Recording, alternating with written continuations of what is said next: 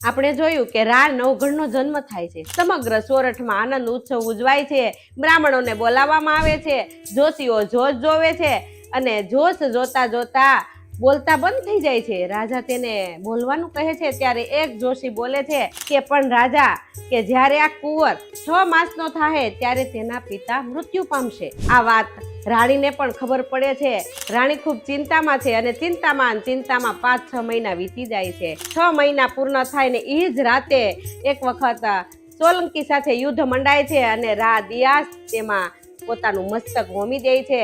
સોમલદે 6 મહિનાનું બાળક વાલી વડારણના હાથમાં આપતા કહે છે કે બેન, હું તો મારા પતિની પાછળ સતી થાઉં છું, પરંતુ આ બાળક તું આલીદર બોડીદર જઈ અને મારા જીભના માનેલા ભાઈ દેવાયત બોદરને તું સોંપી દેજે એમ કહી અને વાલીને આ બાળક સોંપે છે અને સોમલદે સતી થાય છે. વાલી પોતાના માથા ઉપર એક સૂંડલો મૂકે છે અને તેમાં રા નવઘણને સુવડાવે છે. ઉપરકોટથી નીચે ઉતરે છે અને જોવે તો લાગઠ, જ્યાં જોવે ત્યાં સોલંકીઓની ચોકીઓ મંડાણી છે. વાલી વિચારે છે કે જો આમાં હું પકડાઈ જઈશ તો આ બાળકને જરૂર પકડી લેશે અને મારી નાખશે. એવામાં એની નજર એક વ્યક્તિ ઉપર પડે છે અને એ વ્યક્તિ એ બીજું કોઈ નહીં પરંતુ જૂનાગઢની શેરીઓ વાળનાર ભીમડો રખેહર હતો. ભીમડાને પોતાની બાજુમાં બોલાવે છે અને કહે છે, ભાઈ ભીમડા, તારે મારું એક કામ કરવાનું છે. ભીમડો કહે, બેન બોલો શું કામ છે?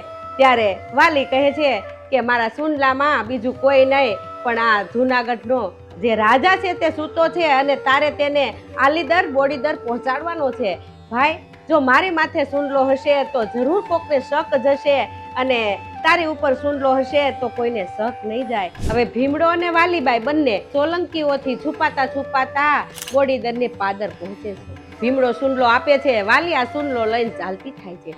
હજી 1-2 નાડામાં દૂર જાય ત્યાં પાછળથી અવાજ આવે છે કે વાલી બેન, અને વાલી પાછળ જોવે છે કે ભીમડા, તારે કાંઈ કામ છે? તો ભીમડો કહે છે કે તું મારું એક કામ કર. વાલી કહે છે કે એક નહીં, તારા તો હું 100 કામ કરવા તૈયાર છું. ત્યારે ભીમડો કહે છે કે તારી કમરમાં રહેલી કટાર મને આપ.